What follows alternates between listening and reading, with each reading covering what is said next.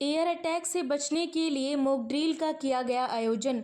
फरीदाबाद में operation shield के तहत एयर अटैक से बचने के लिए आज मॉक ड्रिल का आयोजन किया गया। ये मॉक ड्रिल एनटीपीसी के प्रांगण में आयोजित की गई। इस मॉक ड्रिल के अभ्यास में सभी तरह की आपातकालीन सेवाओं की तैयारियों का जायजा भी लिया गया। इसमें पुलिस, स्वास्थ्य सेवा, CISF, fire brigade, civil defence, NCC समेत तमाम विभागों के लोगों ने हिस्सा लिया और मॉक ड्रिल को सफल बनाने का अभ्यास किया।